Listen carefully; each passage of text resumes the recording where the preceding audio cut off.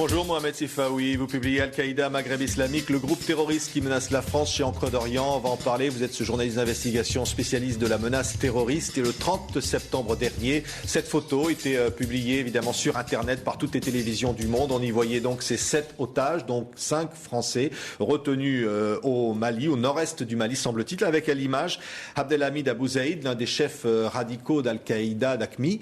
Vous pensez véritablement aujourd'hui qu'on est en train de négocier pour leur libération?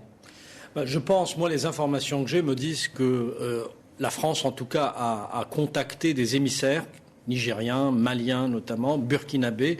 Ce sont des circuits classiques qui ont été déjà utilisés dans de précédentes affaires pour essayer de prendre contact directement, enfin à travers eux, avec les membres d'AQMI, avec les ravisseurs. Mais pour l'instant, le contact n'est pas clairement établi.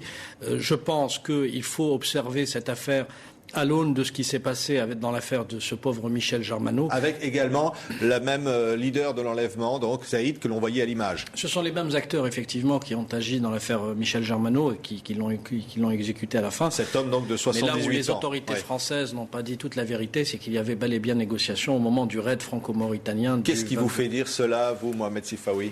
Vous le disiez, je suis journaliste d'investigation. J'ai des sources qui sont très bien placées dans les institutions françaises et qui sont très au fait de ce genre de dossier et qui me disaient, déjà pendant l'écriture de mon livre, que des négociations étaient entamées. Vous savez, c'est un livre que j'ai bouclé fin juillet, début août, donc je ne savais pas que le contexte allait être celui-ci, qu'il y allait avoir une autre prise d'otage, etc.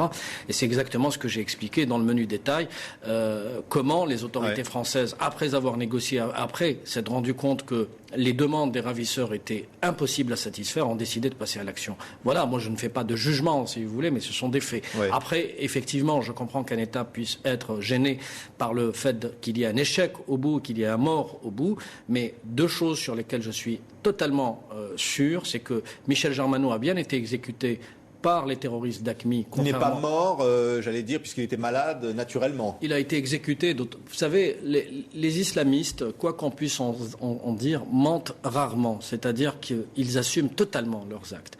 Quand Abdelmalek Droudguel, l'émir national d'AQMI, revendique l'assassinat de Michel Germano, ce n'est pas pour faire du théâtre. C'était une réponse à une action militaire qui a mal tourné. Bon, aujourd'hui, et on l'a vu à partir du 24 juillet dernier, ce raid franco-mauritanien, me semble-t-il, était une erreur en l'état actuel des choses, parce que ça a quelque part remué ou donné l'argument à ces terroristes. Mais alors il faut négocier, c'est ce que la France serait en train de faire pour les 5 Français, les 7 otages actuels? L'erreur de la France, si vous voulez, c'est de ne pas avoir de doctrine, de philosophie à proprement dit dans les questions de prise d'otages. Il n'y a pas un message clair qui est lancé. Donc qu'est-ce qu'il faut faire? Il faut négocier? Enfin, il faut avoir une ligne. Je m'explique. Dans l'affaire Pierre Kamat, on a négocié, on a fait pression sur un État, le Niger en l'occurrence, enfin le Mali, pour la libération de 4 terroristes islamistes d'AQMI contre la récupération de Pierre Kamat. C'est très bien. Dans le cas de Michel Germano, on s'est dit, là, on ne va pas négocier, on va passer à l'action militaire.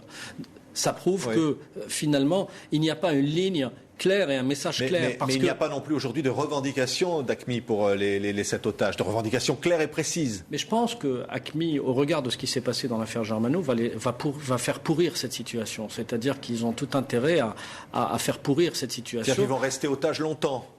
Je le crains.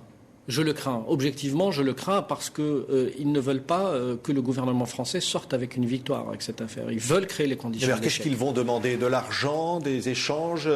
Je pense que les informations qui sont sorties, qui ne sont pas encore, qui ne sont pas encore clairement authentifiées, qui sont sorties à travers la chaîne Al Arabiya, où dit-on, selon les sources d'Al Arabiya, les islamistes demanderaient l'abrogation de la loi sur la burqa, etc. Toutes ces informations sont, me semble-t-il, distillées de manière indirecte par AQMI pour essayer de tâter un peu le terrain et voir qu'est-ce qu'il leur serait possible de demander et quelle est la ligne au-delà de laquelle les autorités françaises n'iraient pas. Oui, on a vu Abou Zaïd à l'image sur cette fameuse photo, mais est-ce que les donneurs d'ordre ne sont pas ailleurs finalement, ceux qui dirigent ou tirent les ficelles d'AQMI?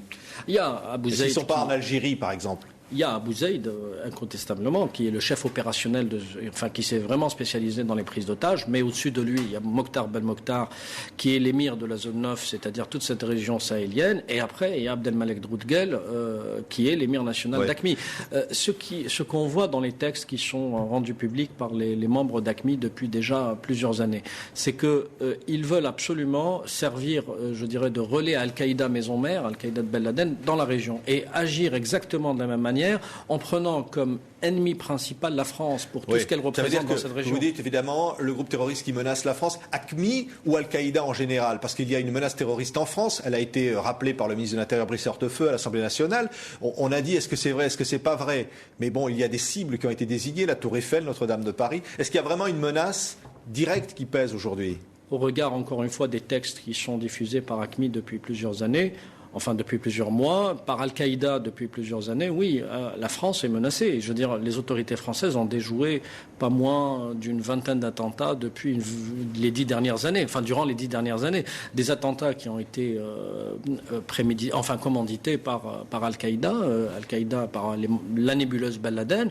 Il y a quelqu'un comme Abou Moussa Al-Souri, qui est un idéologue central dans la nébuleuse Al-Qaïda, qui avait laissé une vidéo avant son arrestation en 2005, désignant clairement la France. Il y a des menaces qui sont proférées contre la France par les chefs d'AQMI et avant eux, ce qui était le GSPC, le groupe salafiste pour la prédication et le combat. La France, il faut le savoir, est une cible. Il y a peut-être des opérateurs en ce moment en France qui sont en train de préparer des attentats au nom d'AQMI. Enfin, je n'en sais rien, mais la volonté, la volonté, si vous voulez, la légitimation idéologique qui leur est nécessaire existe, de cibler la France. Ensuite, des projets ont été déjà élaborés et fort heureusement déjoués par les services de renseignement français. Et aujourd'hui, au regard de ce qui s'est passé depuis le mois de juillet dernier, oui, il y a une volonté clairement affichée par les membres d'AQMI pour frapper la France.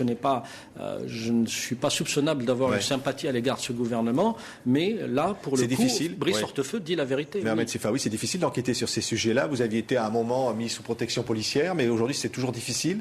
C'est toujours difficile. Vous savez, ce sont des sujets extrêmement complexes.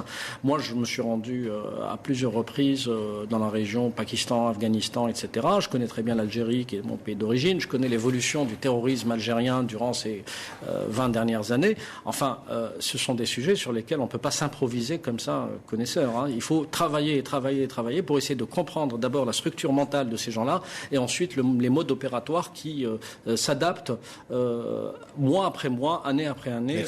Au contexte. Merci Mohamed Sefaoui qui publie donc Al-Qaïda, Maghreb islamique aux éditions Encre d'Orient d'avoir été l'invité de TV5 Monde. Merci à vous.